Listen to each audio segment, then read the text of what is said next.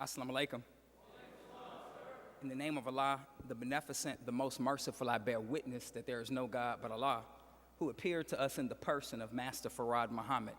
I further bear witness that the most honorable Elijah Muhammad is the Messiah and the exalted Christ, and the Honorable Louis Farrakhan is their divine reminder, warner, and servant among us. I would like to greet you all with the greeting words of peace.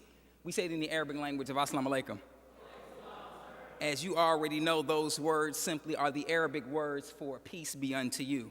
Brothers and sisters, I would like to begin by thanking the Honorable Louis Farrakhan for giving me the opportunity to be before you all this morning here in Mosque Mariam and broadcasting really all throughout the world via the internet. I would also like to thank student minister Ismail Muhammad, who asked me to come in his place because he had to go out of town this weekend, and so he asked me to come here in his place. I would also like to thank all of my fellow students in the ministry, Brother Jason, Brother Shahid, Brother Abel, Brother Fontaine, all of the brothers and sisters in the ministry here in Chicago. And I would also like to thank the believers here in Chicago who have actually been supporting me and showing me love since I've been here in the city of Chicago. So, brothers and sisters, I must begin by saying that I am a student of the Honorable Louis Farrakhan. And what I attempt to teach you today is what this mighty man of God has been teaching us for the last 50 plus years. Recently, the Honorable Louis Farrakhan on Wednesday spoke at Chicago State University. I don't know if you were there, but he was speaking to the students at Chicago State, and in his lecture on education, he brought up the fact that the enemy is killing us through the foods that we eat. So now, what we're going to talk about today, the title of my subject is entitled Going Ham, the Truth About Pork. Now, I know some of you may not know what going ham means, so I'm going to explain it.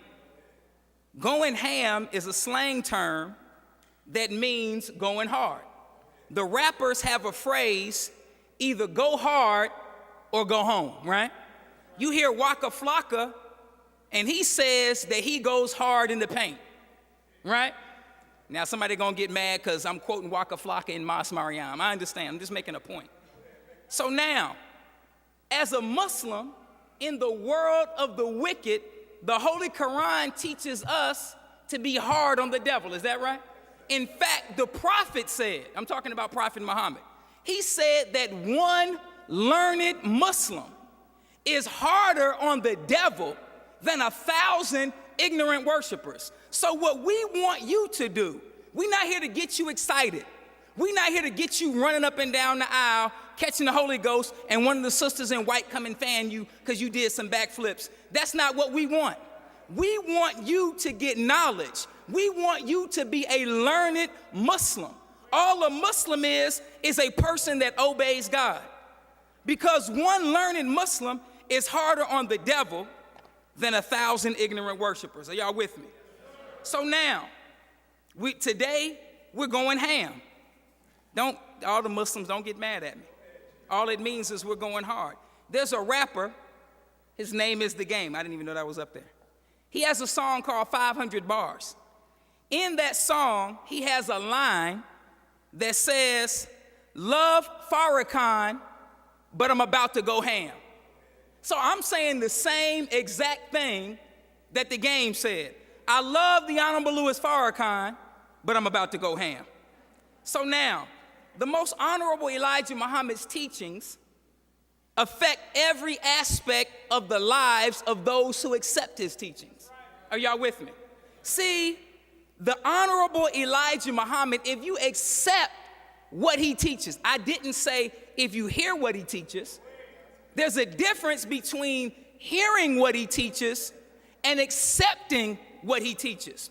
If you talk to people who have accepted the teachings of the most honorable Elijah Muhammad, then you ask them, that man has a 100% approval rating among the people that have accepted. If you talk to the people that have accepted what he teaches, they all have changed and transformed their life for the better. Are y'all listening? This man teaches transforms human life in every aspect. Thank you. So this is change that we can believe in. I know you voted for Obama, and you thought that something was going to change, and things got worse, right? And don't lead the minds talking about we hating on Obama, because it's not his fault that things got worse. We're looking at the fall of America. Now, let's move on. The most honorable Elijah Muhammad wrote 2 books. The name of those 2 books are How to Eat to Live, book 1 and 2. You may be familiar with these books. We're going to go into these books today. Now, he wrote 1 book on the fall of America, but he wrote 2 books on how to eat to live. Are y'all following me? We call the books How to Eat to Live, but the real title of the book is From God in Person, Master Farad Muhammad, How to Eat to Live. Because he's telling you where he's getting the knowledge that's in these books from. See, whenever the manufacturer makes something, you go get a new iPod, right? And the iPod comes with what? Instructions. You go get a new car and you open the glove compartment and the car comes with what? Instructions. You buy a television and the television comes with what? Instructions. Well, where are the instructions for your life? And if we have instructions for life, it has to come from who? The author of life. So the instructions for life have to come from Almighty God, Allah. Y'all following me? All praise is due to Allah. Now, I already know what you're saying, because we've been to church, right? We've been taken advantage of by preachers. The Honorable Louis Farrakhan is not that kind of preacher. So we always think that somebody is lying to us, right? But if we look at our condition bears witness, what? That we've already been lied to. Every city you travel in the United States of America, every city, every county, every whatever, valley, I don't care. Black people are on the bottom, right? All over the world you travel, even in Africa. You mean black people on the bottom in Africa? Absolutely. It is because we have been deceived. Our condition bears witness that we've been lied to. Some of you sisters, somebody told you, well, if you dress naked, that'll help you get a man, right? So what did you do? You dressed naked, right? And then what happened? You got a man, but did he stay? No. Then the next one came, right? Did he stay? No. Then the next, did he stay? None of them stayed. So evidently what? We were lied to, right?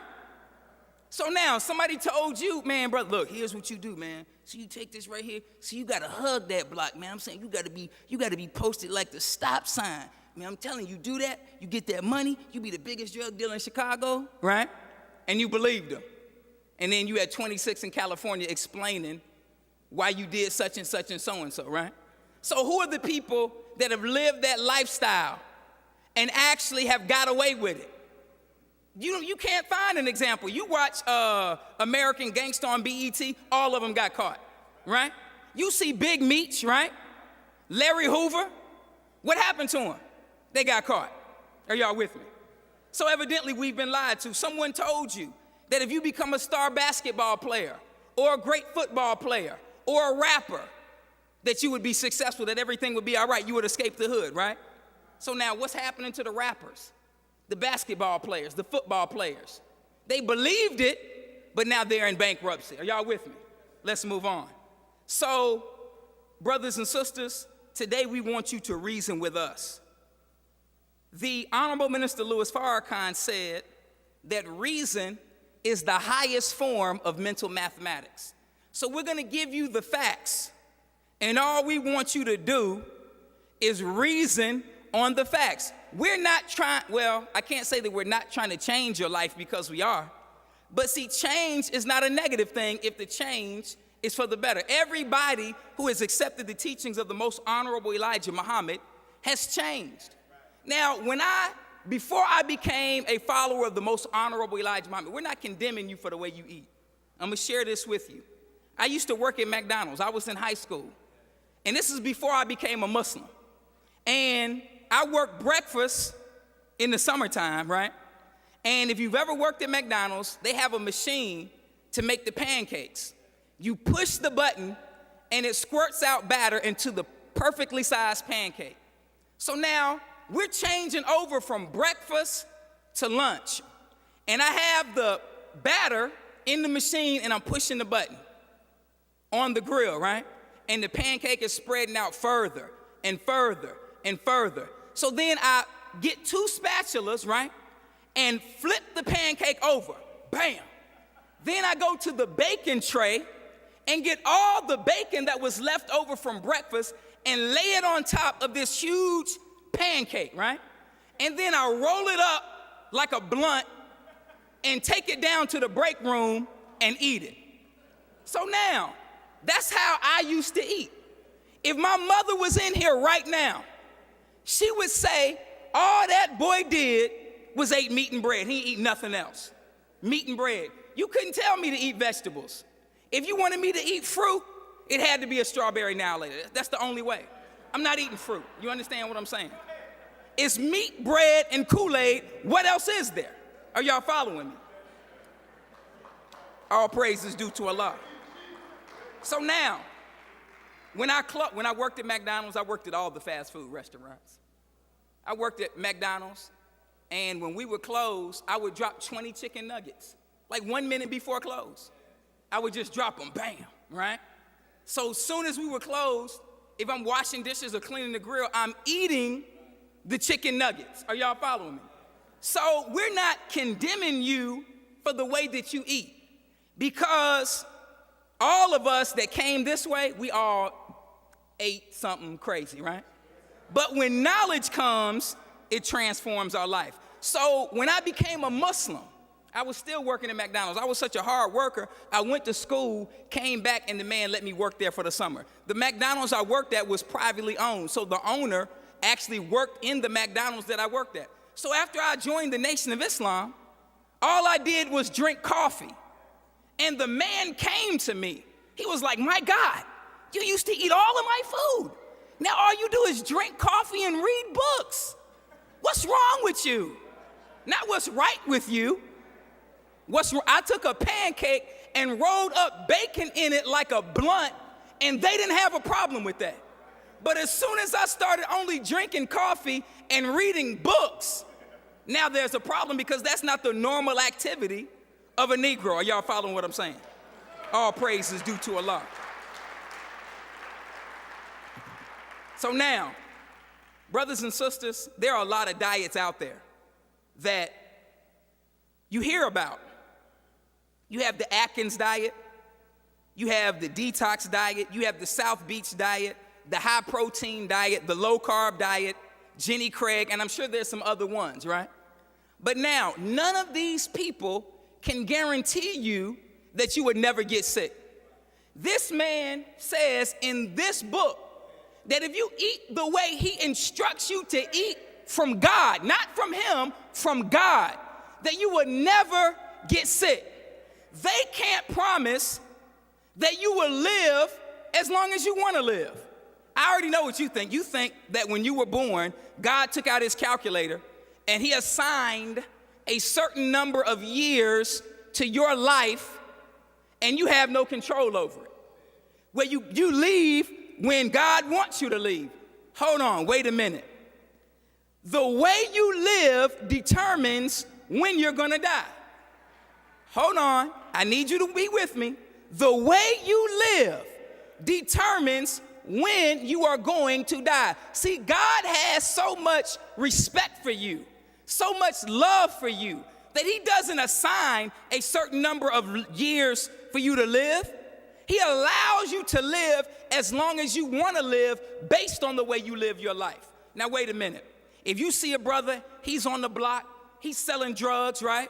He's shooting up the block, he robbing the currency exchange, he robs the liquor store, he knocking fools out. You already know he's not gonna do what? He's not gonna live that long. Is it because God has sat down on a cloud and assigned a certain number of years for him to live? Or does he engage in an activity that is gonna bring his life to an early end? Which one is it?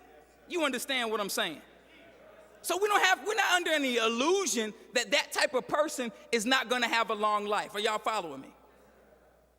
You see somebody and they on the highway driving drunk. We're not under any illusion that they're going to live a long life if they continue in that type of activity. It's the way you live that determines when you're going to die. So this man says, these are the guarantees. If you follow what he teaches, you'll never get sick. If you follow what he teaches, you'll never be obese. You'll never be overweight.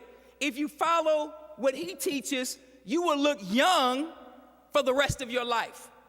You don't even believe that, I understand. That's because you have not accepted yet what he teaches. We're going to break it all the way down. So now, the Holy Quran says this. It says, and if you obey most of those in the earth, they will lead you astray from Allah's way. They follow not but conjecture, and they only lie. So now, if you follow the Atkins diet, the South Beach diet, the detox, the high protein, Jenny Craig, they only follow conjecture, meaning they're guessing at the way to live, but this man has been taught from God the way for us to live. Are y'all following me? So now, what does Jesus say in the Bible? Jesus says in John chapter 10, verse 10, that I have come that they might have life and have it more abundantly. But now, when I was growing up, I read that, you heard that in church. I thought that when we all got to heaven, we would be standing in a line, and Jesus would have a magic wand in his hand. And he said, well, you did okay. I'm going to give you another 50 years, hit you on the head. You were really good. I'm going to give you 70 years. And then you tried to do everything right, and you got 100 more years. That's what I thought. I'm sure you thought something similar, right? So now, Jesus does not explain in the Bible how abundant life is going to come about. Are y'all with me? But he just says that his followers are going to have abundant life. So now, let's deal with this number one enemy. The most honorable Elijah Muhammad says in How to Eat to Live, there's 3 main points. The first point is the most important point, which is get rid of all pork. Remove all pork from your diet. The second one is to eat 1 meal a day. The third one is to eat the proper foods at the proper time. Those are the 3 most important things. So now the first thing we're going to deal with, which is what you need to do today. If you have some ham in the refrigerator, throw it in the trash can. If you have some pig feet or some chitlins or some of my Hispanic brothers and sisters, some menudo, we're telling you right now, throw it in the trash can. Why? See, brother, I'm not going to just listen to what you say because some religious doctrine from a book that was written 2,000 years ago. We're going to deal not only with the religious doctrine, but the scientific proof. So now, the word pig in Arabic, it comes from an Arabic word that is called khanzir, which means in English, I see the animal foul and very foul. Are y'all following me? That is how the pig is described. Now, why is the pig described in Arabic as an animal that is foul and very foul? The pig is an animal that was never intended for human beings to eat. Are y'all following me? See, there's certain animals that God made that are designed to clean the earth of the filth left from other animals. Are y'all with me? The pig is one of those animals.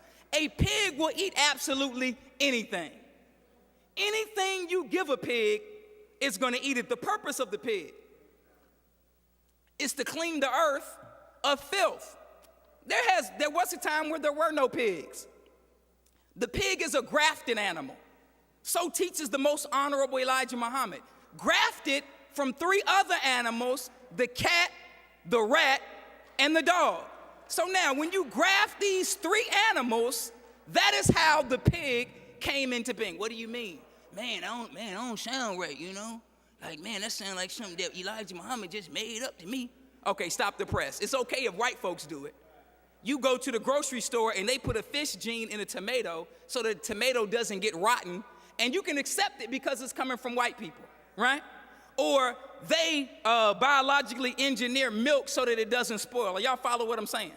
If you look at the science of biological engineering, as Brother Jason and others have pointed out, that the enemy, they have a sheep, and they grafted the sheep and the spider. Is that right? Am I saying it right? The goat and the spider, thank you.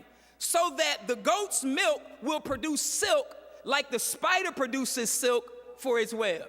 So now we can accept it once the white man says it, but we can't accept it from the man that was taught by God himself. That's because we need the white man's stamp of approval. But we're going to bring some white men to bear witness to what the most honorable Elijah Muhammad teaches, to prove to you that he's from God. So now, the pigs are animals that eat their own feces. Now, if somebody brought you a plate of flies, I got a picture of a fly. If somebody brought you a plate of flies and said, here, eat this, you wouldn't eat that, right? Because you were in Jackson Park or one of these other parks, and you saw some flies on doo-doo. So you know, I know it's grossing you out, you know that if somebody brought you a plate of flies, you're not going to eat it because you saw the flies eating doo-doo, right?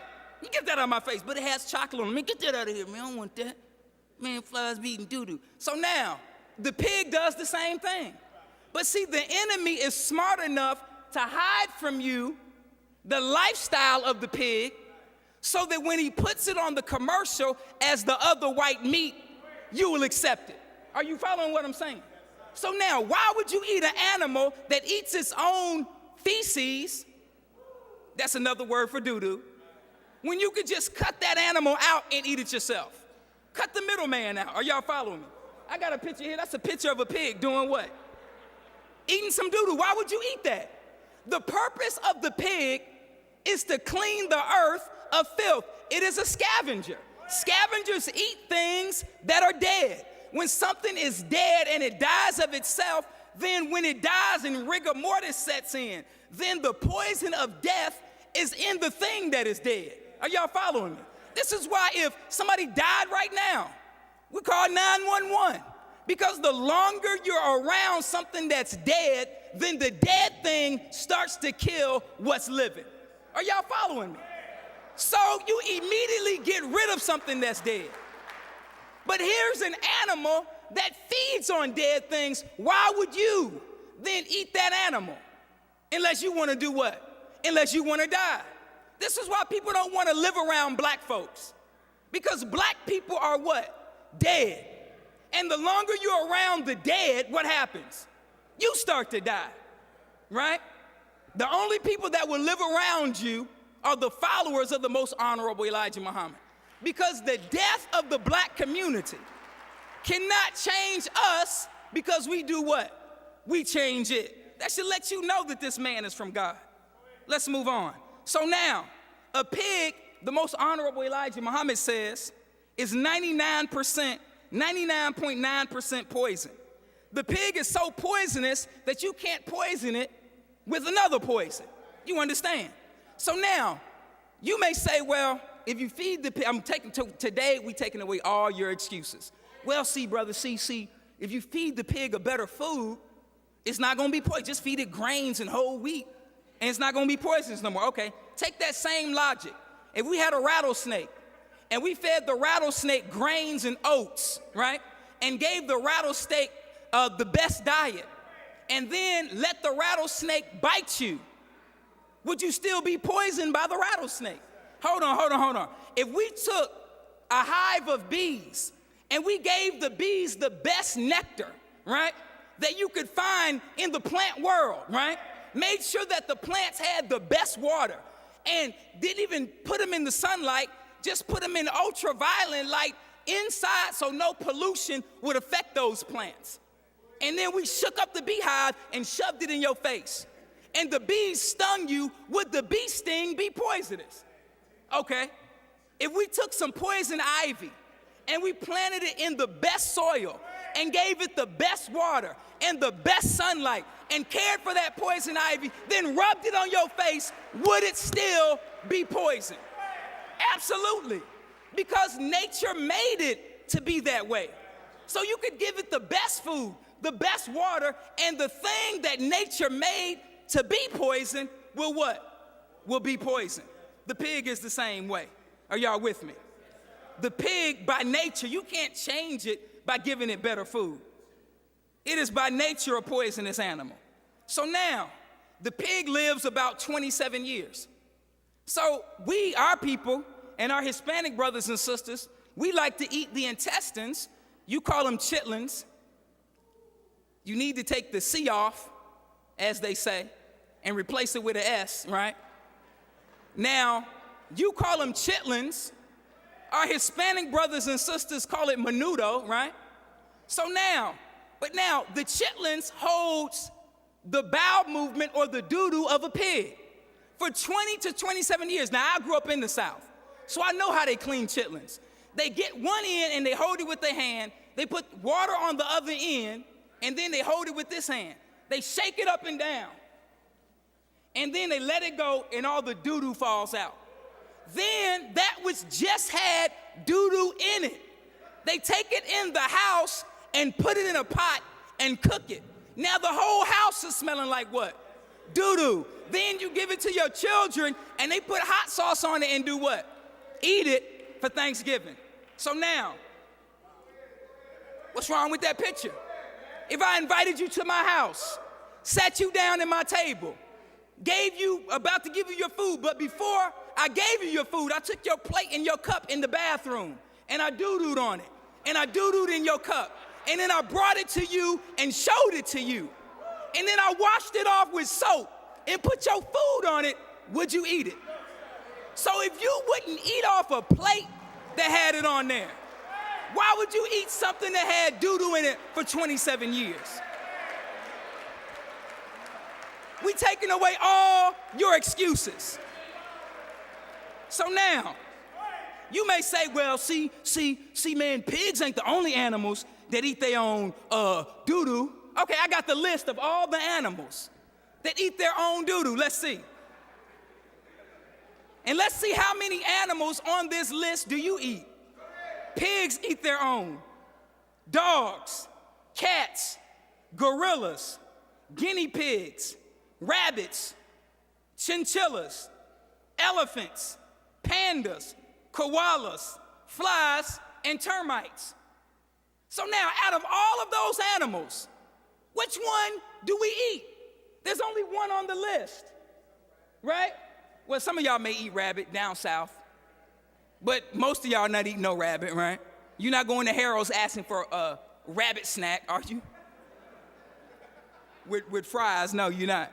So now, we don't want to hear your excuse. Well, pigs aren't the only animals that eat doo-doo. They're the only animals that you eat that eat doo-doo, so that's enough. Are y'all following me? So now, let's see, what does the Bible and the Holy Quran say about eating pork? Are y'all with me?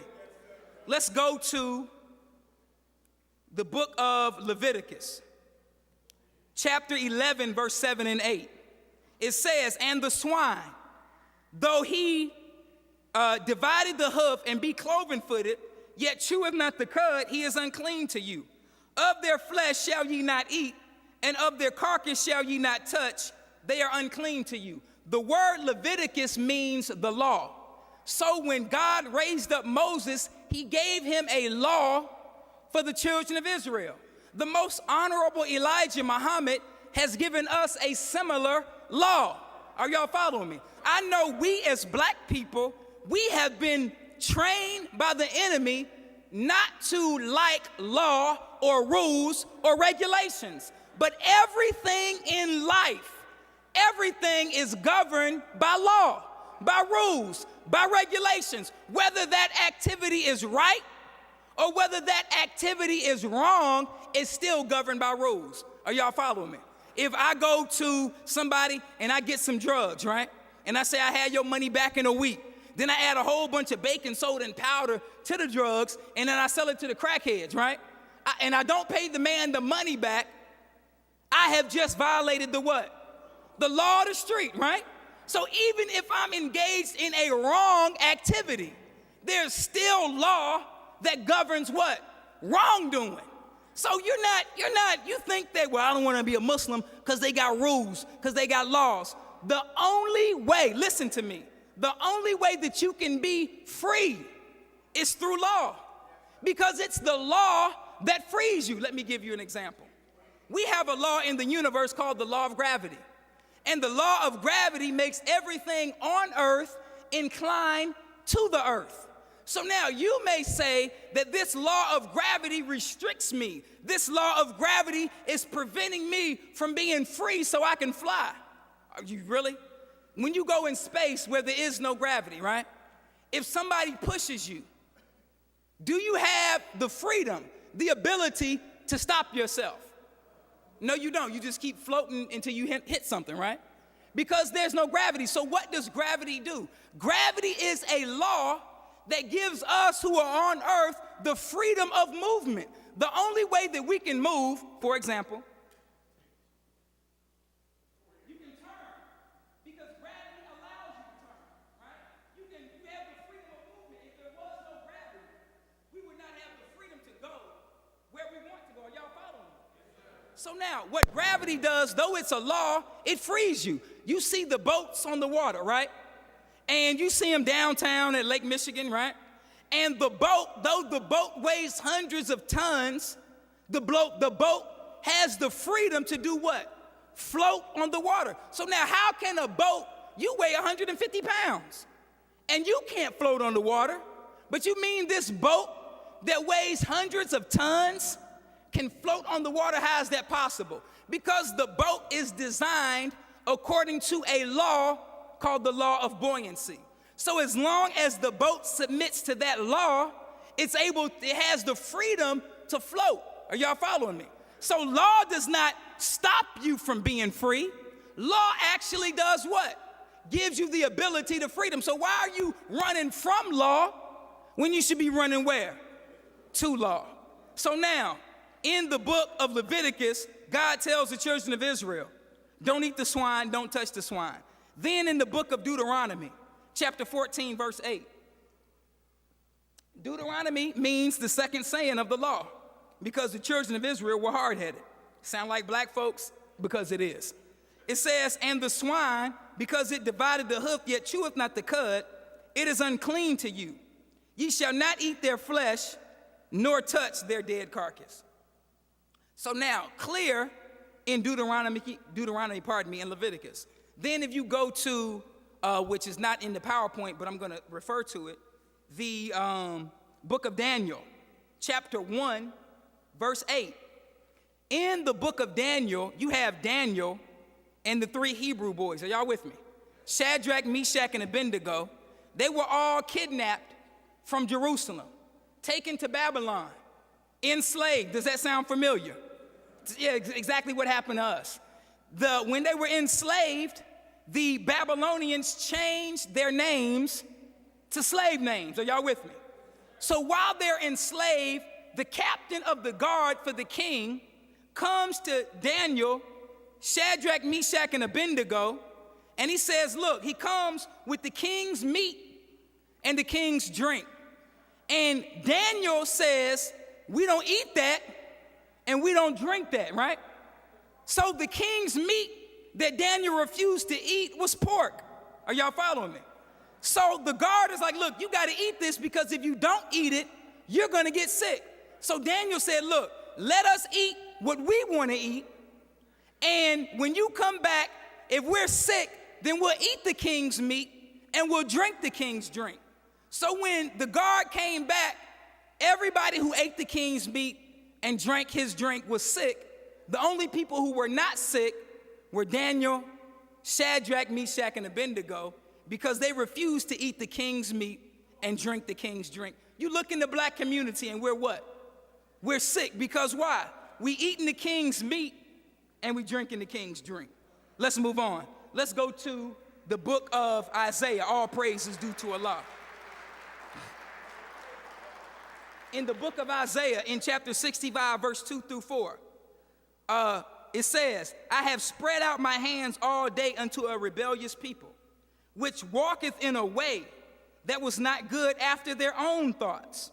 a people that provoke me to anger continually to my face, and sacrifice in gardens and burn incense upon altars of brick, which remain among the graves and lodge in their monuments, listen carefully, eating swine's flesh and the broth of abominable things in their vessels.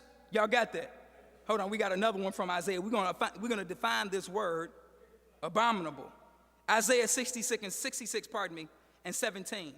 It says, they that sanctify themselves and purify themselves in the gardens behind one tree, in the midst, eating swine flesh and the abomination, and the mouse shall be consumed together, saith the Lord. Well, what is Isaiah talking about when he calls the swine abominable or an abomination? Let's look up the word. Abominable means repugnant, repugnantly hateful, detestable, loathsome, offensive, abhorrent, horrible, revolting, and foul, which goes back to the name of the pig, the animal, foul and very foul. So now, in the Bible, in the Old Testament, it's clear that swine flesh is prohibited. Are y'all following me? So now, I know what you're saying. We're taking all your excuses away. See, I already knew all of that, but that's the old Mosaic law. We ain't under the law no more because Jesus came and he took us from under the law. Did he really? Okay, let's bring Jesus to the witness stand. Listen to what Jesus says in the book of Matthew chapter 5, verse 17 and 18. He says, think not that I am come to destroy the law or the prophets. I am not come to destroy, but to fulfill. For verily I say unto you, till heaven and earth pass, not one jot nor one tittle in no wise will pass from the law. So what is Jesus saying? Hey, as long as heaven and earth are here, the law is going to be here. Are y'all following me? I didn't come to change the law or the prophets. I came to fulfill it, I came to make it happen. Meaning what you read in the Old Testament, I came to put it in place. Are y'all following me? He goes on to say that whoever teaches men to go against the law will be the least in the kingdom of heaven, and whoever teaches men to follow the law will be the most in the kingdom of heaven. Are y'all with me? Let's move on, because I know what you're saying already. See, boy, you forgot about Matthew chapter 15, did we really? 15:11 is what you're talking about, right? It's not what goes in a man that defiles him. Jesus talking. It's what comes out. So now we interpret that to mean that we can eat anything and it won't defile us. I got some bleach right here on the table. I want to see you drink that and not be defiled. You can pray over it. I know it's some. See, if you just pray over it, everything will be all right. We got some bleach. You can pray over that. And we're going to see, will everything be all right? You already know the answer, right? We be on the phone with poison control, right? Talking about give them that milk you got on the table, make them throw up. So now, I know what you're saying. See, brother, see what you don't understand, brother. You see what I'm saying? See that back then, brother, they didn't have refrigerators, you know what I'm saying? So see, God had to tell them, because they didn't have refrigerators, don't eat pork, because they didn't have no way to keep it, in the refrigerator. Now, if God is the best knower, and God is a foreknower, and God is the all-knowing one, then don't you think that he would have seen the refrigerator coming down the line and said that, well, just for now, don't eat it? You follow what I'm saying? Just taking away all your excuses. I already know, you talking about Acts chapter 10. Peter has this vision, right? Peter has this vision of all these foods coming down, and God tells him to eat the food, right? And Peter says, well, some of these things are unclean. And then God responds, there's nothing that I've made that is unclean. So now, the meaning of that is this, that the disciples of Jesus did not want to share the teachings of Jesus with the Gentiles because they saw the Gentiles as unclean, because they were uncircumcised, because they ate pork. So what God was telling Peter in the vision was that he could now share the teachings of Jesus with the Gentiles. Are y'all following me? So now let's move on. I'm going to put up here the verses in the Holy Quran. Muslims, we don't have any, if it's in the Holy Quran, we follow it. So you're not going to find no Muslim trying to justify eating pork. So we have the verses here, chapter 2, verse 173, chapter 5, verse 3, chapter 6, verse 146, and chapter 16, verse 115. All of these say, don't eat pork. So now I know what you need. I've been teaching black folks a long time. All you need is a white man to come in front of you and say the same exact thing that the most honorable Elijah Muhammad has been saying to us for the last 80 years. Well, we got one. We're going to bring Joel Osteen. Y'all heard of that preacher, right? We're bringing him to the witness stand with this video right here. So I'm going to step away. I'm going to hand it off to my man, Joel Osteen.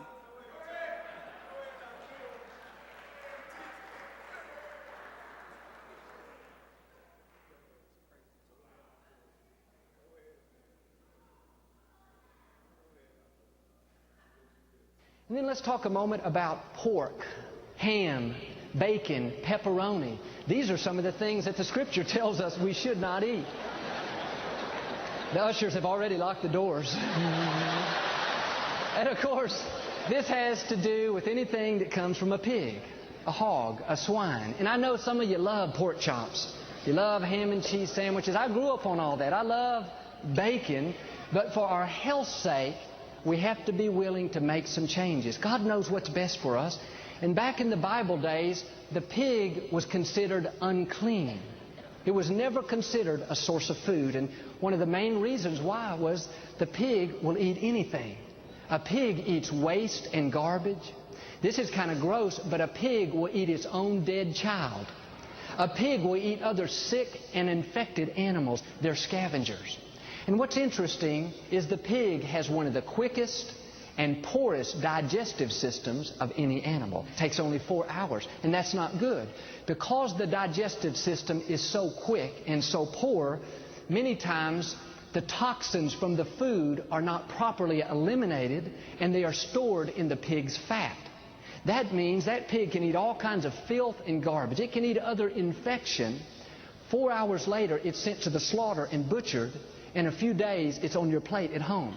You're having ribs. The problem is the toxins were never properly eliminated from the pig. And then let's talk a moment about pork, ham, bacon, pepperoni. These are some of the things that the Scripture tells us we should not eat. The ushers have already locked the doors. And of course, now, all praise is due to Allah. I know you just needed to see him. Now, brothers and sisters, we've been teaching this for 82 years.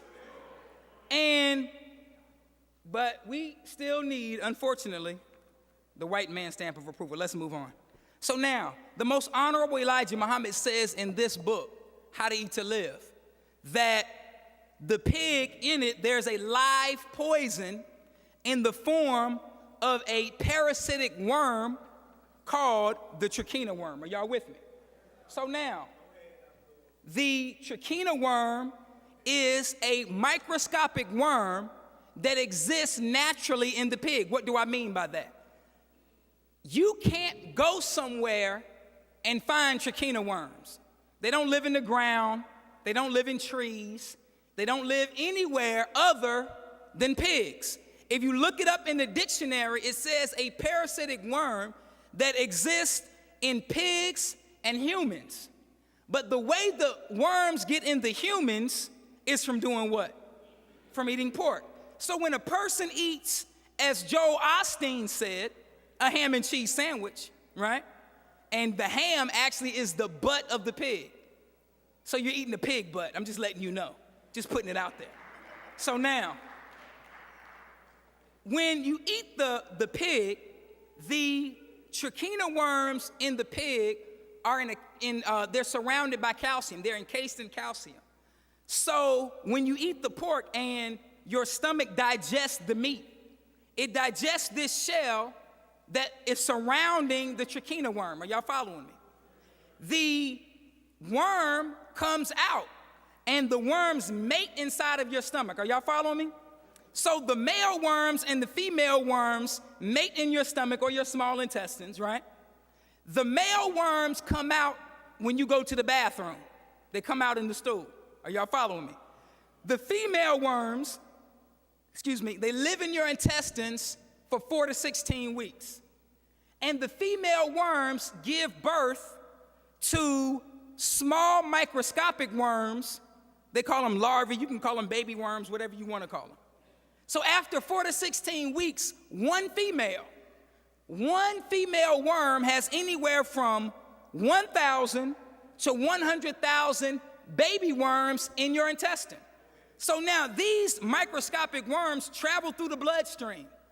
Then the worms get lodged in the muscle of the human body. Are y'all following me?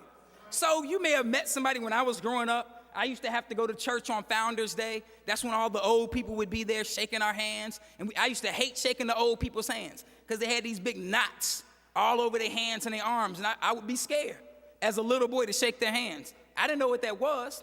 When you get a cyst, and it's not a pimple, because you busted enough pimples to know that a cyst and a pimple is different, right? You try to bust it and you can't. You feel it feels like there's something inside, right?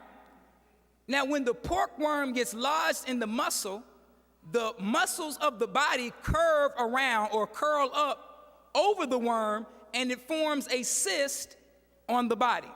The way that the pork worm was discovered, it was discovered in the 1800s. A man was dissecting the human body, and he kept running, he kept running across what he thought was glass. He took it out, put it under a microscope, and it was a trichina worm.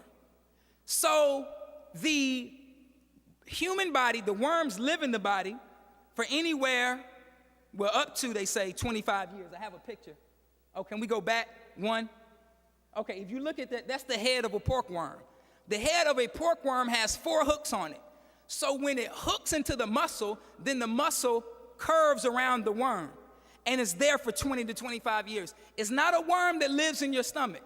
So you can't take a pill and kill it, and then it comes out in the stool. There is a worm you can do that to. We're going to get to it. But the pork worm is not that because it lives in the muscle. So now, you may say, well, brother, if I already ate pork and I got these worms in me, then why should I stop eating pork? Because they're already in me. Okay, that's true. Here's what the most honorable Elijah Muhammad says. Once they invade the muscles of the body, right, then they go to the spine, right? Then from the spine, they go up the spine to the brain. And once these worms get in the brain, there is no cure. Are y'all following me? So now I'm going to show you a video of a woman that had a pork worm removed from her brain. Are y'all ready? Let's go.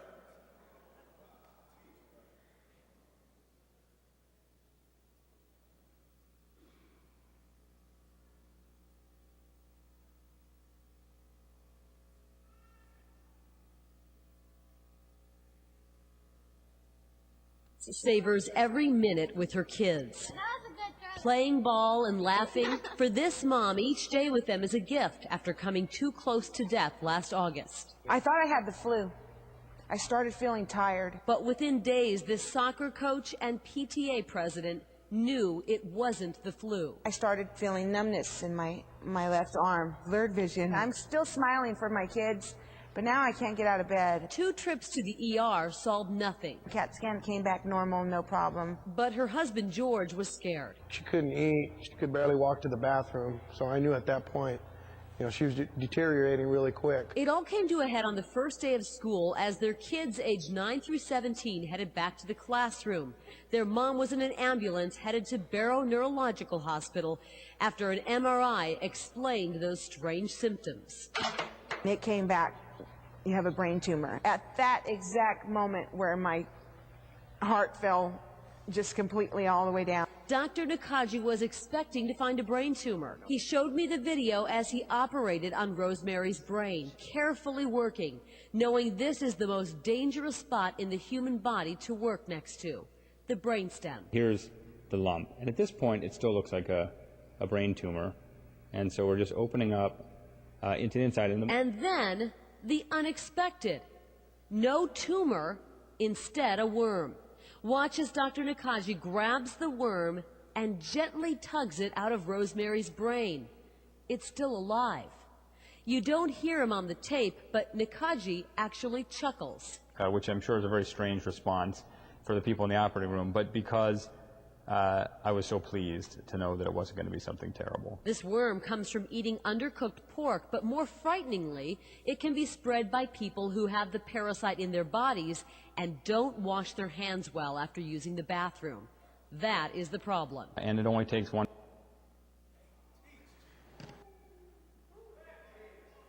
Now, all praise is due to Allah. So, before you get excited, I already know what you're going to say. See, I heard that last part. I left the last part in there just so I could remove this excuse from you. Well, she said that it comes from people that don't wash their hands. You talking about it comes from pork. But she said, what about, okay. So now let me explain. Once you eat the pork and the worms are in you, right? You can only find the worms in pork. That's where they come from. So once the worms are in you, like I just said, that the male worms come out in the stool, right? The female worms, after they give birth to baby worms inside of you, they come out in the stool. So after you go to the bathroom, it is possible that if you don't wash your hands and pork worms are coming out, then you can infect somebody else with those pork worms. But the bottom line, where does the worm come from? It comes from the pig. So now, let's move on. I know what you're saying. Well, if you cook it real good, you can kill the worms, brother. Now, you may be able to kill some of them. You're not going to kill all of them, but now they can put it in radiation and kill every last worm, right? Then you get cancer from radiation. So now, let's deal with the top diseases that come from eating pork. Tell me when you're ready. Okay. The first number one disease that comes from eating pork is heart disease. Heart disease in 2009 killed 785,000 people in the United States. Here's what happens there's three that are all related. So I'm going to deal with them interchangeably. You have heart disease, right? You have high blood pressure. And you have heart attacks. I'm going to deal with them interrelatedly. So now, heart disease is when the cells of the heart begin to die. Are y'all following me? There are only two cells in the body that cannot reproduce. Those cells are the heart cells and the brain cells. So once you do something that destroys the heart cells and the brain cells, they're not reproducing. So what does that tell you? If every cell in the body can reproduce itself, you get a brand new cell. The question you should be asking is, why do we age? If you don't have the same skin cells you had 5 years ago, are y'all following me? So if you get a brand new cell every so often, then the question is, what causes us to get old if we get a brand new cell? Are y'all with me? You should not get old if you follow what the most honorable Elijah Muhammad teaches, at least not physically looking old. So now, when the heart cells die, as you can see, there's a black spot on the heart. We just talked about whenever something is dead, right? The dead then starts to affect the living. How do the heart cells die? When we eat pork, then because it's so high in fat, the cholesterol or the plaque starts to collect on the side of the arteries. Let me give you an example. If you've ever had to clean your pipes at your house before, you look down the sink, you're like, man, what is all of that in there? You look down the bathroom sink, it's like stuff on the side of the pipe, right? So only thing that's been going down there is water, but there's dirt in the water that over the months collects on the side of the pipe. So y'all following me? So now the same thing happens in the body when we eat filthy foods. The filth in the food in the form of plaque. What do you mean plaque? The same stuff that collects on people's teeth. And the dentist brings you in the office and gets that metal hook and does what? That's why y'all don't like going to the dentist. He starts scraping, right? So now the same plaque collects on the inside of the arteries and the veins. So when the plaque forms and it starts to close that vein, less blood gets to the heart, because the heart needs blood itself so that it can live. So when the heart cells don't get the blood they need, then the heart cells die. Are y'all following me? So when the heart cells die, then you have what is called heart disease. Now, those dead heart cells start to kill the other heart cells that are around it, because the dead things are always going to do what? Kill what's living. Are y'all following me? So now, 785,000 people in 2009 died from heart disease. Let's move to high blood pressure. So now, high blood pressure or hypertension, same thing. When those arteries, I know what you're saying, see, my grandfather, he lived to be 83. My grandfather actually lived to be 83. And you think that's old, right? But now, my grandfather, in his aorta, he had some stilts to keep his vein open so that he would not die, because from years and years of eating pork, the plaque had closed up the vein and it would have led to a stroke. Are y'all with me? So high blood pressure, when these veins close up, then the heart has to beat harder to get the blood through the vein that is closed up. You remember when we were growing up and you have the water hose, right? And you bend the hose, right? You're trying to squirt somebody, well, you bend the hose to do what? To build up the pressure. Then you let it go all the way over there, right?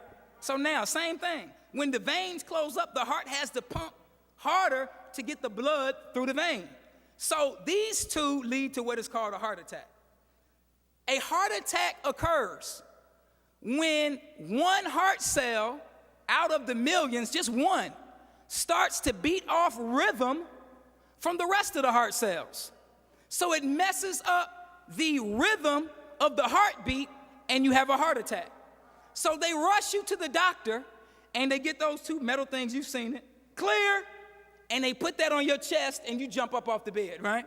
So now you think, or we think, that, well, they just did that to start his heart because his heart had stopped. No. What happens is the electrical shock stops the heart completely. And the doctors assume that when the heart starts beating again, then all the cells will beat on rhythm. So if it doesn't, then they got to hit you again, right? Clear, bam, you jumping up off the bed. Then they hit you that third time, and after the third time, if you don't wake up, that's it. You only have a few minutes to live after a heart attack. Are y'all following me? So we got heart disease that kills almost 1 million people a year. We got high blood pressure that killed 61,000 people in 2008. We got heart attacks. Now let's move to strokes. Strokes killed 137,000 people in 2009. Here's what happens when you have a stroke. The vein that goes to the brain, because the brain needs blood. You remember when you were growing up, or at least I remember, you would play this game with your friends. They would sit on your chest, right, until you hold your breath. And then you pass out. And then you wake up and everybody's laughing at you. Okay, y'all didn't do that in Chicago. We did that when we were growing up. They made you pass out, right? Then, man, he kicked you in the ribs when you were asleep. So why does that happen? It is because the brain did not get any oxygen and you passed out, right? So now, when the vein in the neck that takes blood to the brain closes up, then it leads to what is called a stroke, because the brain needs blood to live. Are y'all following me?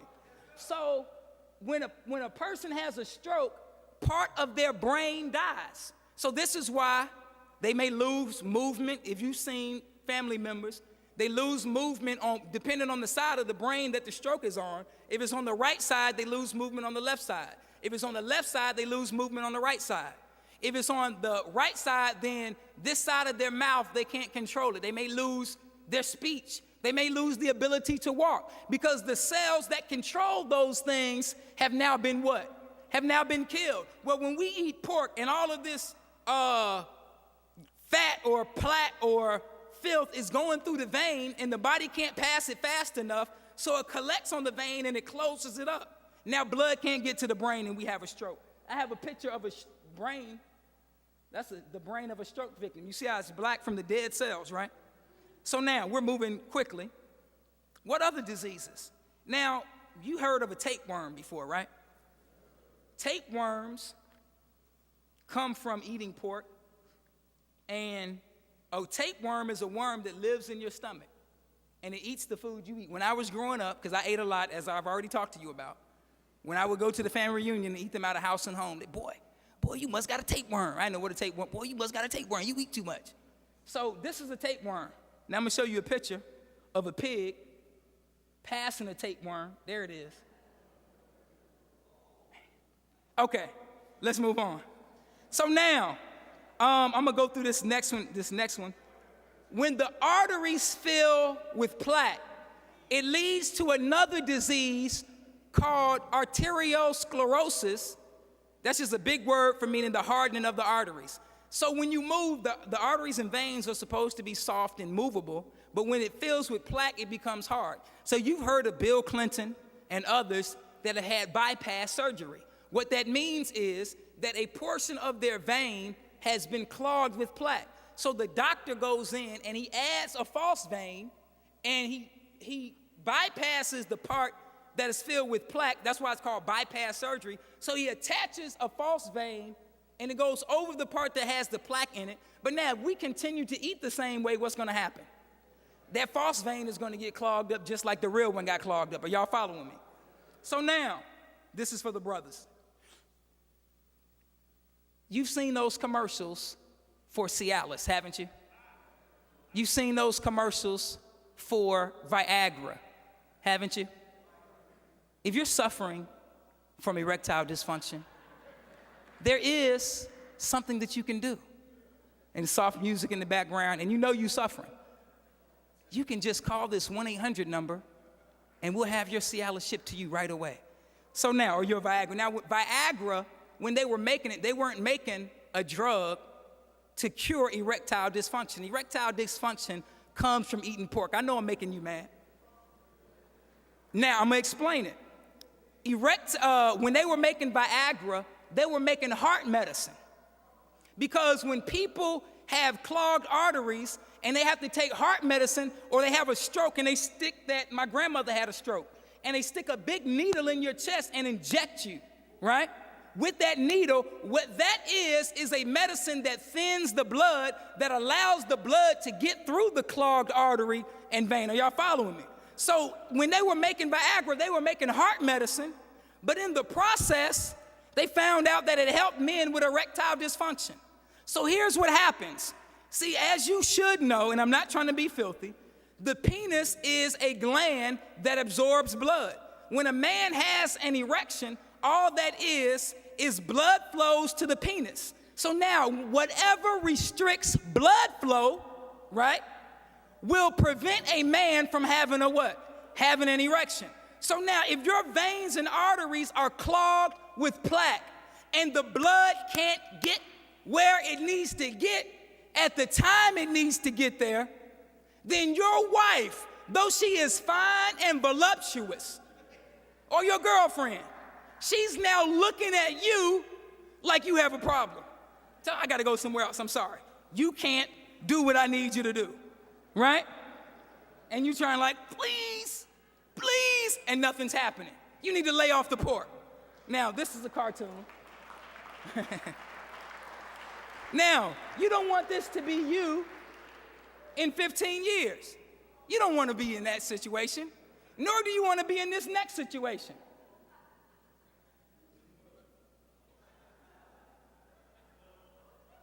You definitely don't want that to be you.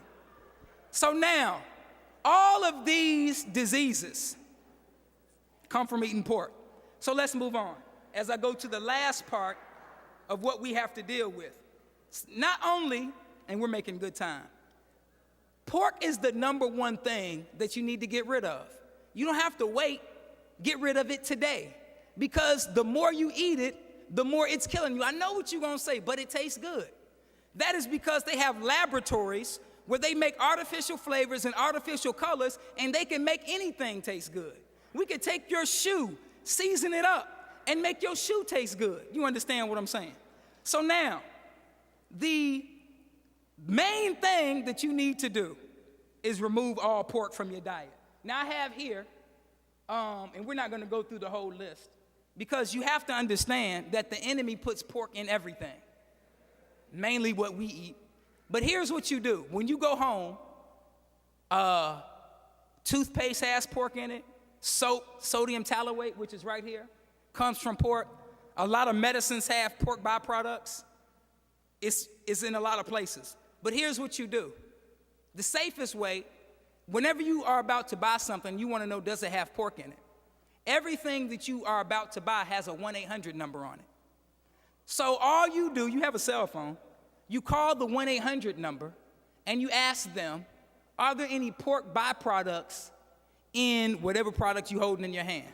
And they'll tell you, they'll pull it up on the computer, they'll tell you either it has it in there or it doesn't have it in there, or they'll tell you what product they make that doesn't have any pork byproducts in there. Are y'all following what I'm saying? Now, it's not like when I first came in the nation. There were very few foods on the market that did not have pork in them. Are y'all following me?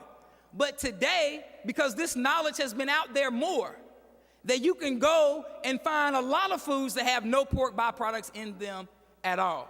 So let's move on to the second most important thing that the most honorable Elijah Muhammad talks about in these books, How to Eat to Live. The most honorable Elijah Muhammad says in his book that we should eat one meal every 24 hours, one meal a day.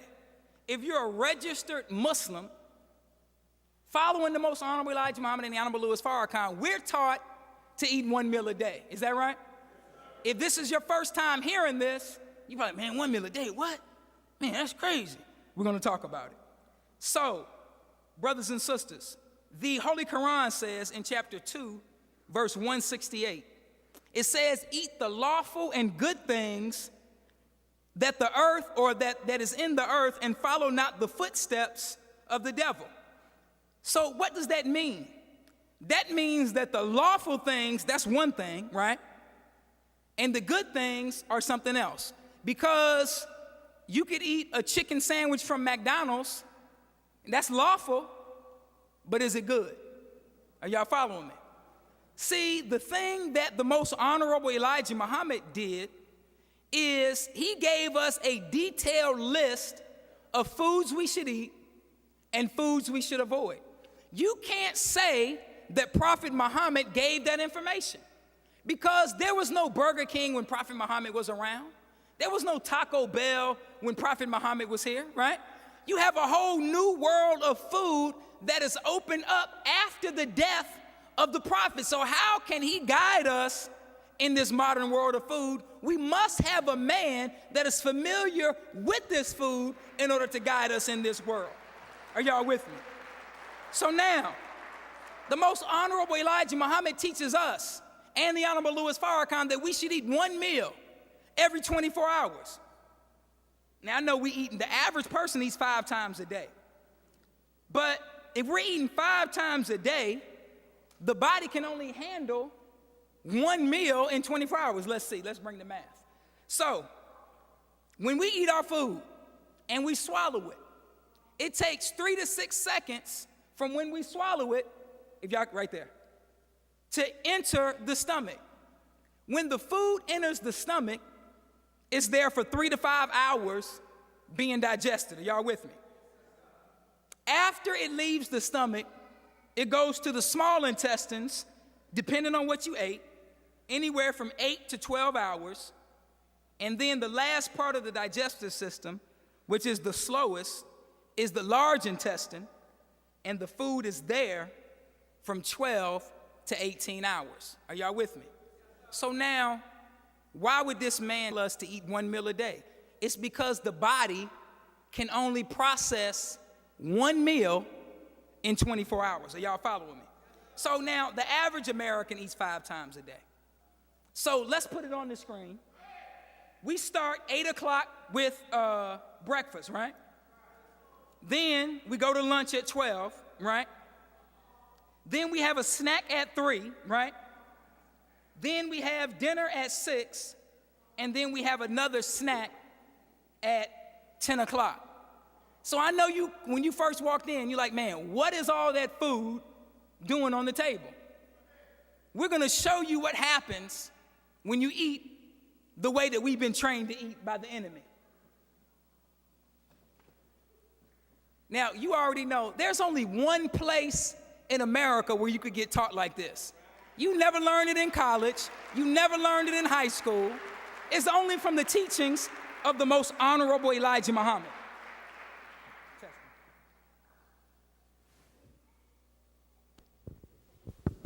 Okay, so here's what we're going to do. We're going to do a little experiment.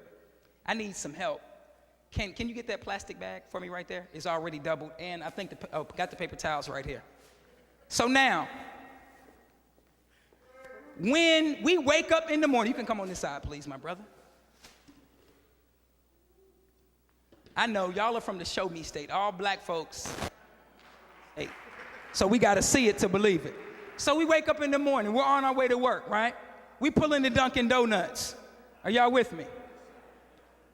So what we do is we get 2 donuts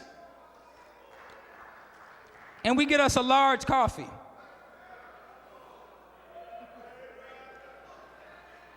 Now, this is how we eat for real.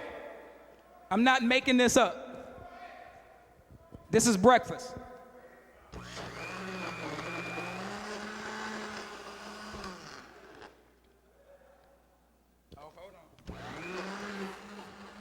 We got to make sure it's digested.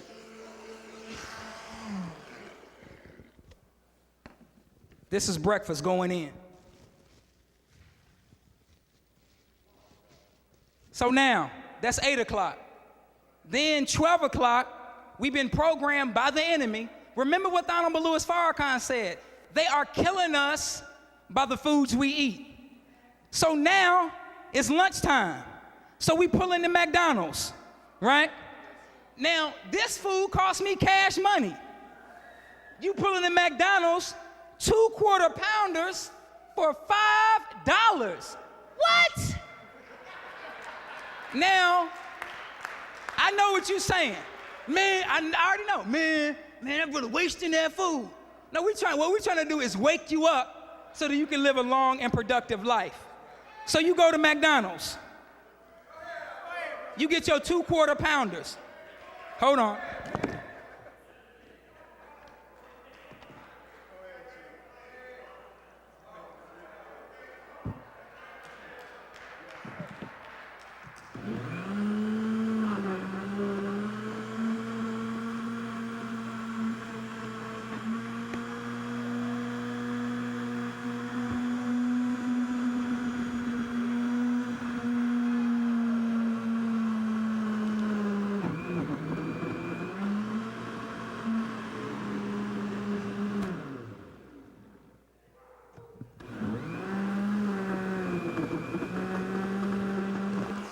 Okay, this is lunch.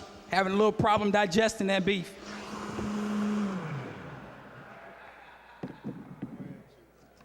Now, everybody knows the best thing at McDonald's is the what?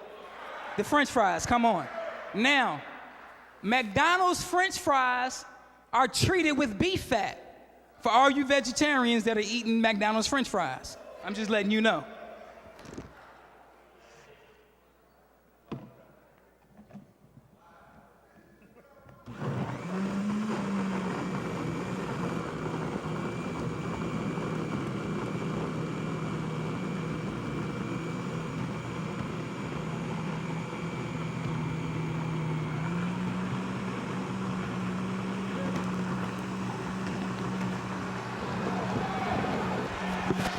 You gotta have the apple pie. Gotta have the apple pie.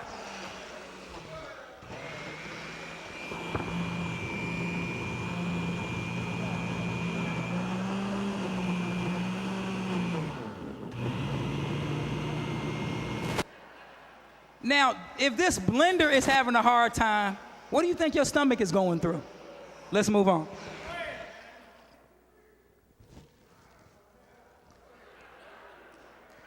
That's lunch. Then, lunch is wearing off, right? So you gotta have a snack around 3 o'clock, right?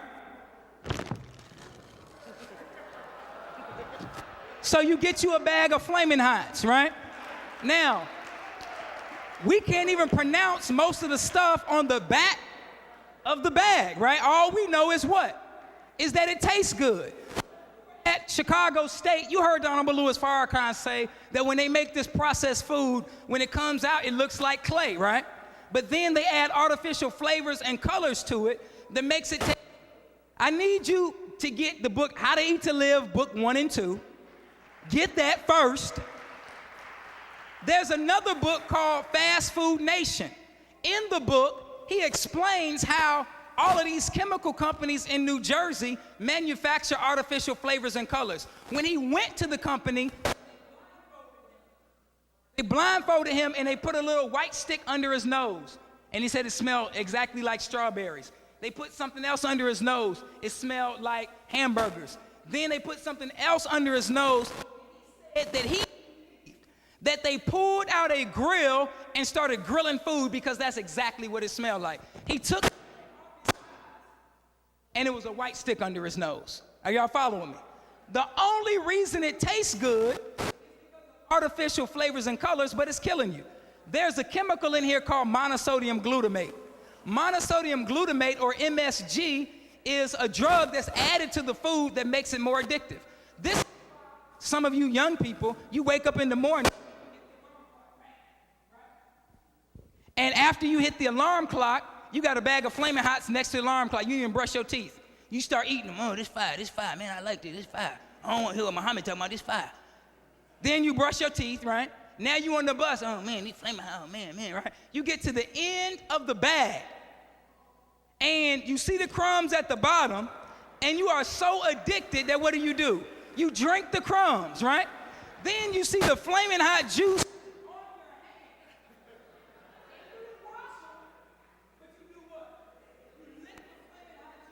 Your hand. The white man has made you a Flamin' Hot crackhead. Let's move on.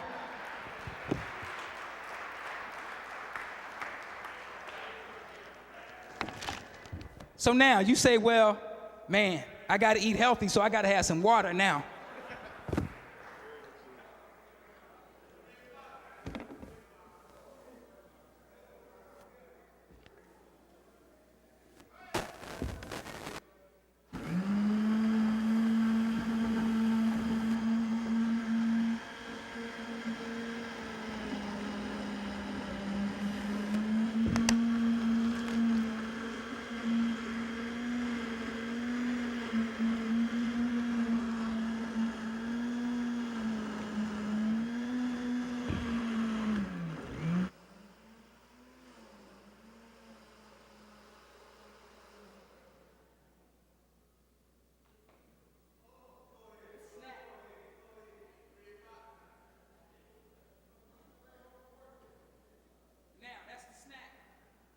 At 3 o'clock.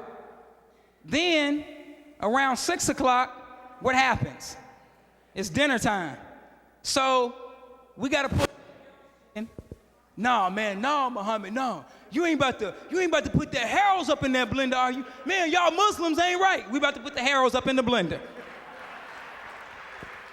For everybody that's watching on webcast, Harold's Chicken is like one of the most famous chicken restaurants in the city of Chicago. When all the celebrities come here, they gotta go where? They gotta go to Harold's. Now you know it's not good for you, I'm talking to the Muslims, you know it's not halal if you got a man chasing the chicken with an axe.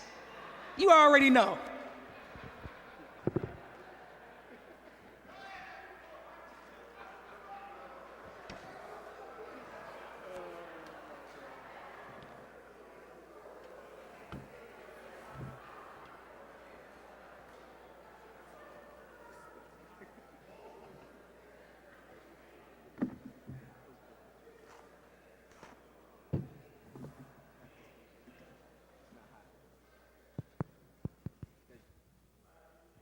Okay.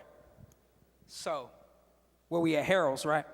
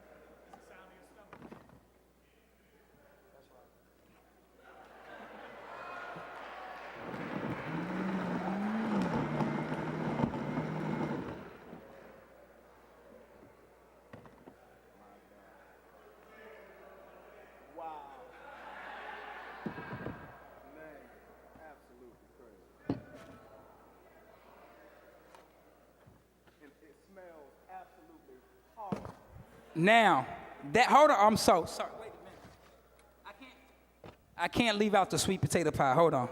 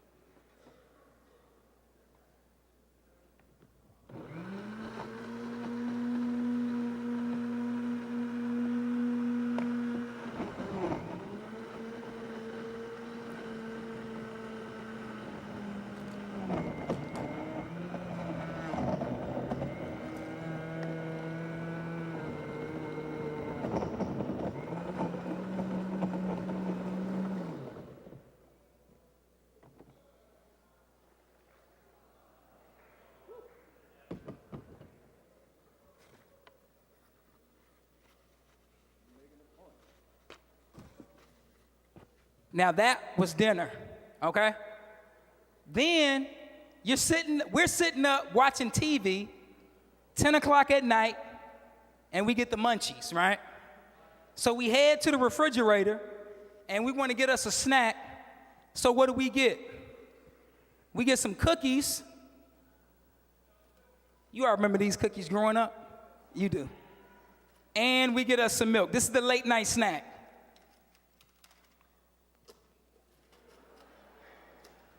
I think that should be sufficient.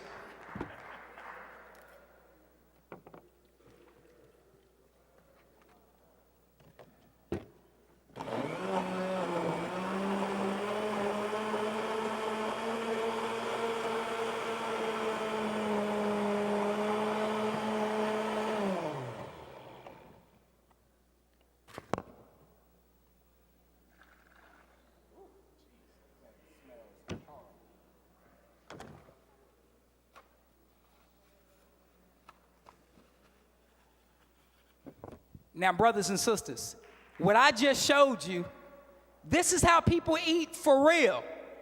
Every single day, people eat just like this. Now, you're not getting away. I'm sorry. I'm not going to let you escape. We're going to pass the bag through the crowd so that you can smell it and so that you can feel it, because this is what people eat every day. You can smell it from here? We want y'all to get more acquainted with it. So we could get one of the brothers, if you all could just walk down the aisle and just let them smell it and let them feel the weight of it.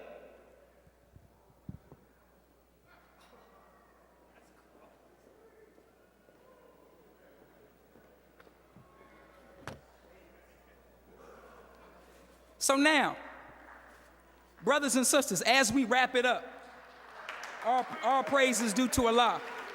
So now, at the end, let them smell it too, brother. Don't let them get away. Because see, when your family walks in the bathroom, after you have been in the bathroom, taking a bowel movement, somebody walk in behind you and they run out and want to fight you.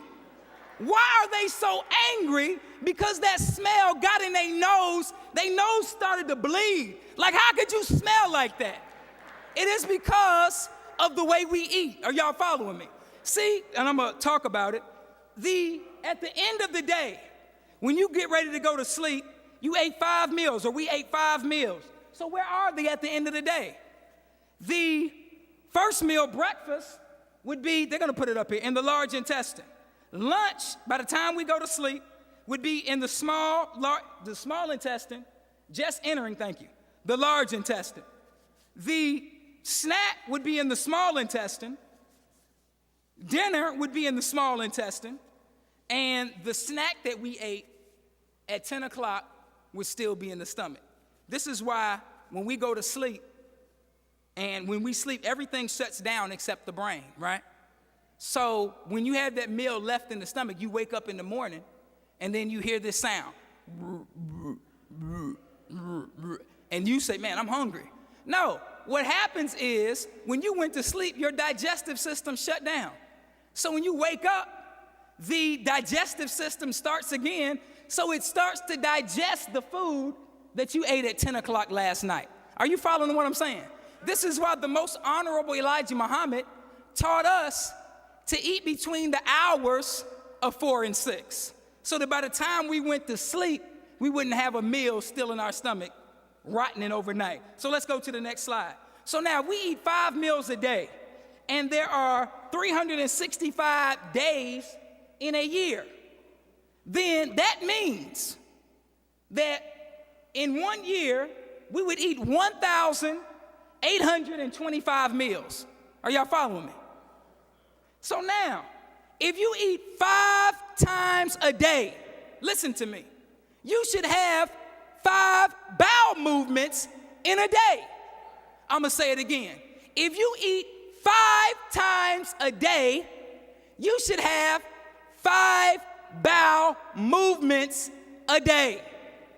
Some of y'all don't have 5 bowel movements a month. You thinking like, damn, he right. When did you can't even remember when you had a bowel movement. So I know you didn't come to the mosque thinking you were gonna learn about this, but you're learning about it. So what does that mean? Praise be to Allah. What does that mean?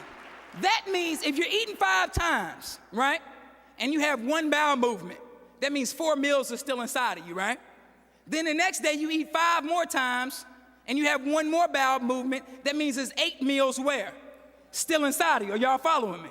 So now, at the end of the year, we could go to, if we eat 365 days and we have 1 bowel movement, some of us are lucky to have 1 a day. Then that means we only had 365 bowel movements in a year. So where are the rest of those meals that we ate? They're not in space. They didn't disappear. Where are they? They're in you, right? Making you sick. Let's go to the next slide. So now, what does that mean? That means that at the end of the year, there are 1,460 meals still inside of us somewhere. So now, what does that mean? See, brothers and sisters, you may have seen a person, a man usually, with what is called the Dunlap disease. Are y'all familiar with that? That's where his stomach Dunlapped over his belt buckle. So you look at a man with the Dunlap disease, and you should be able to look at him and tell that's not normal. Because if a person is truly fat, that means they're fat everywhere. Their face is fat, right? Their arms are fat, legs are fat, neck is fat, and stomach is fat. If a person is fat in one spot, then there's a problem. There's a disease called elephantitis. If I walked in here and my arm was big, right? It was oversized. And you wouldn't think that that was normal, would you? So why is it that when we see a man with a big gut, arms are skinny, legs are skinny, right? But his gut is hanging over his belt buckle, we think that that's normal. Do you know what that is in that man's gut? I'm just gonna tell you, it's doo-doo. He needs to have several bowel movements. Are y'all following me? I know I'm making some people mad. But see, if I was up here telling nasty jokes, most of y'all wouldn't have no problem with that. Or if I was up here with Drake and Weezy and we were spitting some nasty raps, had no problem with that, right? If I was up here with, what's the girl's name? Pinky. Y'all know who Pinky is? Okay, that's good that you don't know, but some of you know. If I was up here with Pinky, you wouldn't have no, Saladin knows who Pinky is. I'm looking dead at you. You wouldn't have no problem with that.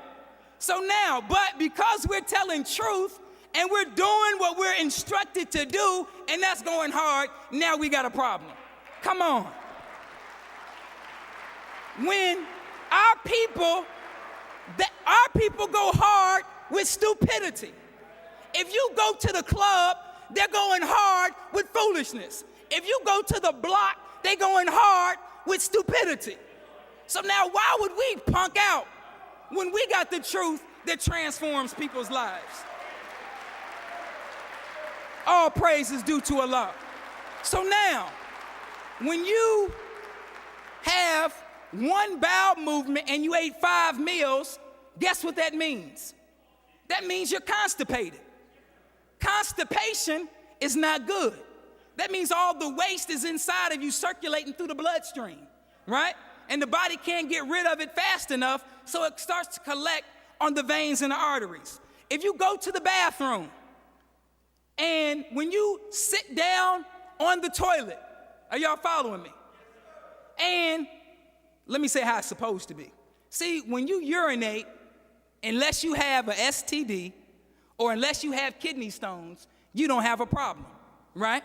Because it's natural. Everything natural comes easy. All of us are breathing because breathing is what? Natural. But now if somebody's sitting next to you like, then you know, okay, well, that person has a problem because that which is natural for them or natural for us is difficult for them. So you know they have a problem. So now why don't we use that same logic when we have a bowel movement? Are y'all with me?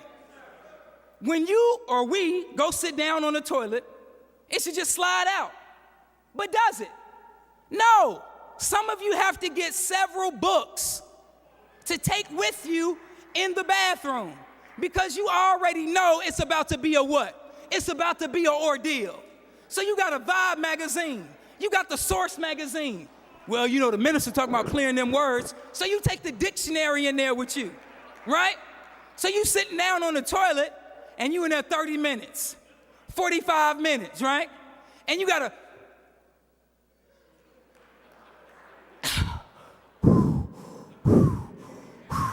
you breaking a sweat, right? You grunting to have that's normal.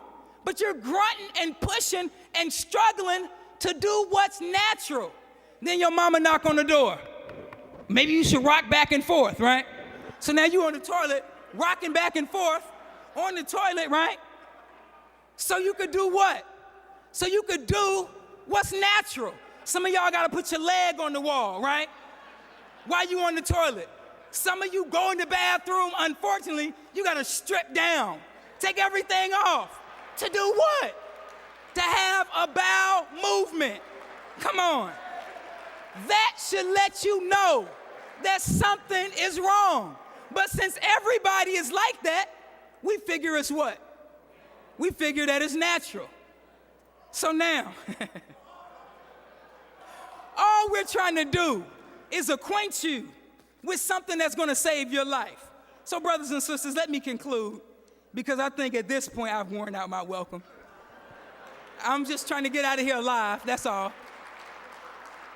So now, let me read to you a verse from the Holy Quran and we're getting out of here, right on time.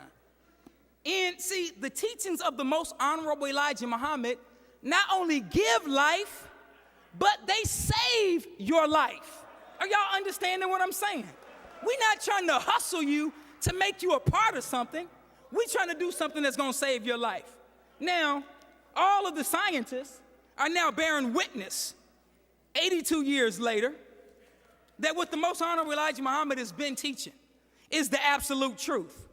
I got the articles right here. There was an article in, I thought I had the articles.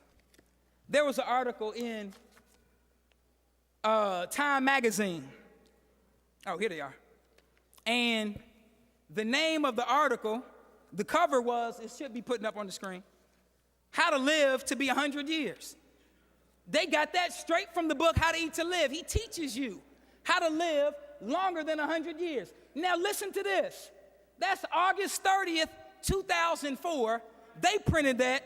This man, the most honorable Elijah Muhammad, a man taught by God, published these books in 1965 and 1967. But now, they were compiled from articles that he wrote in the 50s. How did this man get that knowledge and the enemy just published it in 2004? Listen to this. The name of the article, Eat Less, Live Longer. In Time magazine, listen to this. If we eat to live, how can starving ourselves add years to our lives? Yet decades of calorie restriction studies involving organisms ranging from microscopic yeast to rats have shown just that. extending the lifespan of the semi-starved as much as 50%. Now, that's something that you read in the teachings of the most honorable Elijah Muhammad. Wait a minute. This just came out in December of 2011. Tell me when you're ready. Okay, it says, eating less makes your brain younger. Whoa! You mean to tell me that what this man has been teaching black people for the last 82 years, now the scientists are bearing witness that what the most honorable Elijah Muhammad got came from Almighty God, Allah.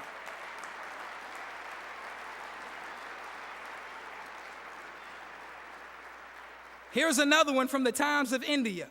Eating less makes you live longer. Oh, I meant to say this when I was talking about pork. Not only can eating pork kill you, but smelling pigs can kill you. I know you don't believe that. Oh, listen to this. Man dies at hog farm. Fumes suspected. A man at a hog farm, Carlos Ramirez Perez, was found dead after smelling hog fumes. So not only will eating it kill you, but smelling it can kill you too. Let's move on. So now, brothers and sisters, we're closing out. In this book, the Holy Quran, it says in chapter 3, verse 48 and 49, talking about Jesus. Listen to this. It says, and he will teach him, meaning Jesus, he meaning Allah, and he will teach him the book and the wisdom and the Torah and the gospel. So now, the Jesus of 2,000 years ago was taught the Torah or knew the Torah, and the gospel was revealed to him, but the Jesus of 2,000 years ago was never taught the book and the wisdom. Book meaning this book, the Holy Quran. Are y'all following me? Wisdom meaning the meaning of the book. Jesus of 2,000 years ago was not taught that. So it's not talking about the man from 2,000 years ago. Listen to this. And Allah will teach him the book and the wisdom and the Torah and the gospel, and make him a messenger to the children of Israel, meaning black people. I have come to you with a sign from your Lord, that I determined for you out of dust the form of a bird. Then I breathe into it, and it becomes a bird by Allah's permission. And I heal the blind and the lepers and bring the dead to life with Allah's permission. Here's the clincher. And I inform you of what you should eat and what you should store in your houses. Surely there are signs in this for you if you are believers. Now here's a man, Jesus, teaching the people what to eat and what to store in their houses. I'm here to tell you that the Jesus that we have been looking for came in the person of the most honorable Elijah Muhammad. All praise is due to Allah. All praise is due to Allah. A man that came to give us abundant life. Not by magic, but by the way we eat. So now listen to what the Jesus would do. It says that I have come to you with a sign. Listen to the sign. I have determined for you, meaning for black people, out of dust the form of a bird, and it becomes a bird with Allah's permission. What does that mean? A bird. A bird, all that means is a highly developed spiritual being. Are y'all following me? If you read the teachings of the most honorable Elijah Muhammad, he says that Master Farad Muhammad went to Africa and learned the language of the birds. And you've been talking to your parrot and your cockatiel, trying to teach. No, that's not the language of the birds that we're talking about. Language of the birds means the language of God himself. Are y'all following what I'm saying? The language of the angels of Almighty God. Where here's a man that takes something that is dust and he forms it into a bird. Then he breathes into it and it becomes a bird. What does that mean? You look at a man like Malcolm X, a man that was in prison, a man that was of no use for himself or his people, right? All of you want to claim Malcolm. Well, see, I'm with Malcolm. See, I follow Malcolm. You got a ham sandwich in your hand. But you follow Malcolm, and Malcolm didn't eat pork, right? You got your woman out there half naked, right? And Malcolm respected black women. You're not following Malcolm if you're not living. You don't love him enough to live the life that he lived. Are y'all following what I'm saying? The only reason that we honor him is because he's dead, and a dead person can't make a demand on you. But if he was still living, we would be looking at him crazy. So now let's move on. So this man took Malcolm, who was dust, meaning he was something that was worth nothing in the eyes of the white man. And Malcolm was in prison. His brother came to him, his brother Reginald, not like the movie said, somebody named Brother Baines. Please stop. There's no Brother Baines. That's a fictional character. The real way Malcolm found out about Islam is that his brothers and sisters and his half-sister all joined the Nation of Islam under the leadership of the most honorable Elijah Muhammad. So Reginald came to Malcolm, and Malcolm was in prison. And he said, look, if you want to get out of here, you got to stop eating pork and stop smoking cigarettes. Malcolm thought he was going to get sick, and they was going to let him go. Notice he's told him to stop eating pork first. So Malcolm comes out of prison. The most honorable Elijah Muhammad writes him a letter. He says, look, if you take one step towards Allah, Allah will take 2 steps towards you. So Malcolm X starts to study the teachings of the most honorable Elijah Muhammad.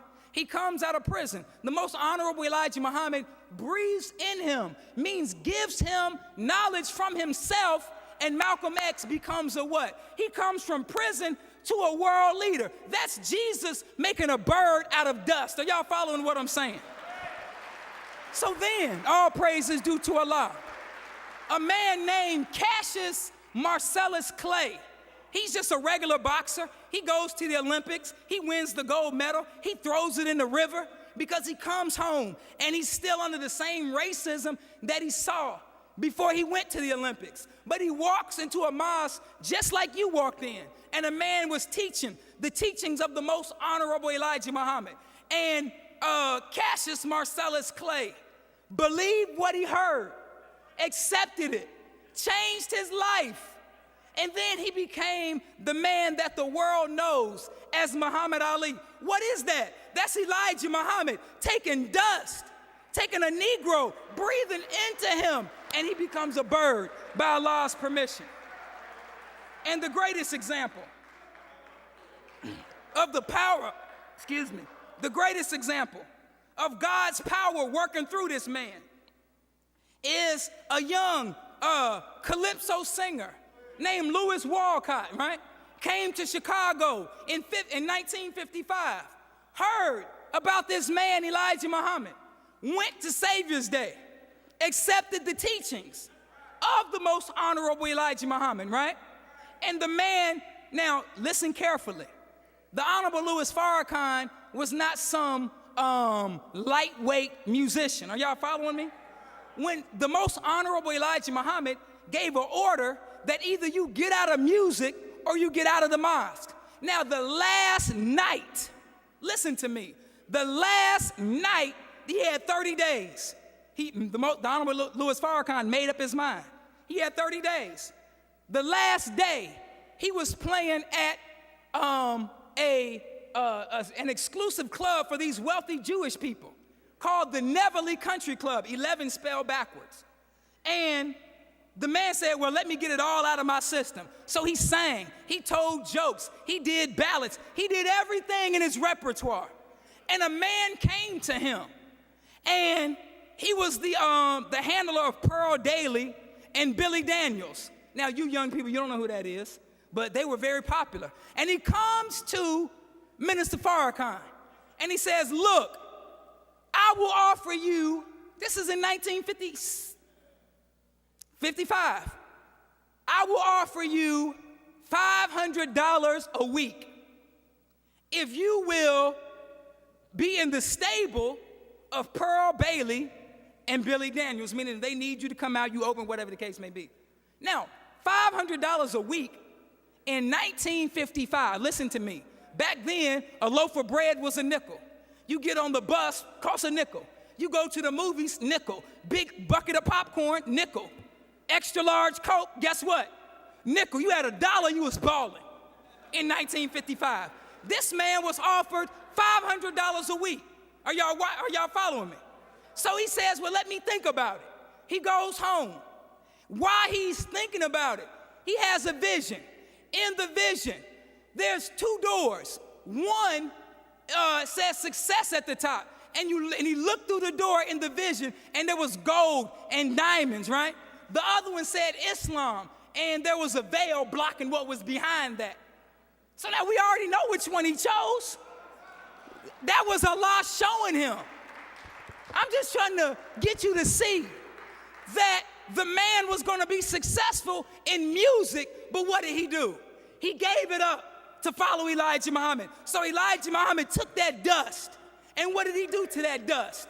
He breathed in it, and it became a what? It became a bird by Allah's permission. So when the most honorable Elijah Muhammad departed, he gave the Honorable Louis-Farrakhan not just the authority, but the authority and the power to do what? To breathe into dust, and then the dust become a bird. So the nation of Islam was gone. The nation was destroyed. There was no nation. But what did Farrakhan do? He breathed in it, and he brought it back to life. All praise is due to Allah. I would like to leave you as I came before you with the greeting words of peace. We say it in the Arabic language of Assalamu alaikum.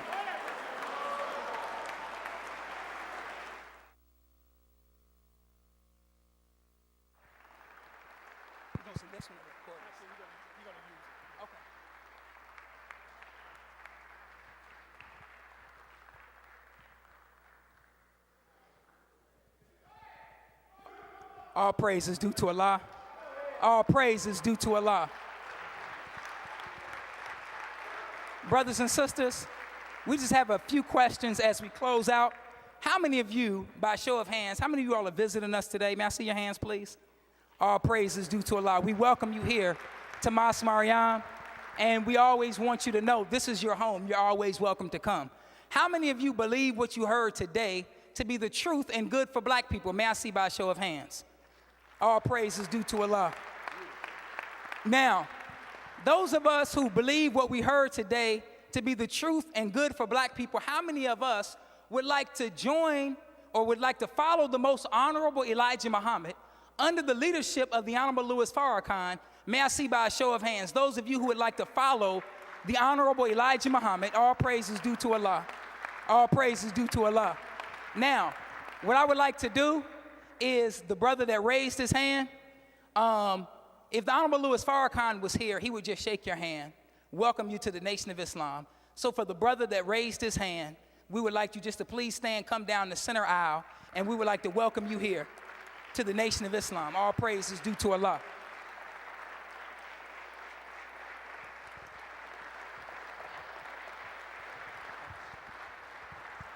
Brothers and sisters, if you raised your hand, please come on down the center aisle. Please give student minister Abdul Muhammad the honor and the privilege of simply shaking your hand. We want to welcome you home to the Nation of Islam. Thank you so very much. All praise is due to Allah. Now, brothers and sisters, I have to say this, and I meant to add this to the lecture, that what was taught today was the message from How to Eat to Live, was the message from a Savior. The teachings of the most honorable Elijah Muhammad saved our life. We call Master Farad Muhammad the Savior. So what we want to do is we want to invite you out, and Brother Fontaine is going to give you more information. We want to invite you out to Savior's Day, which will be this year, February 26th at the United Center. And our brother, he's going to carry us further on into today's meeting, and he's going to give you more information about that. Thank you. Assalamu alaikum.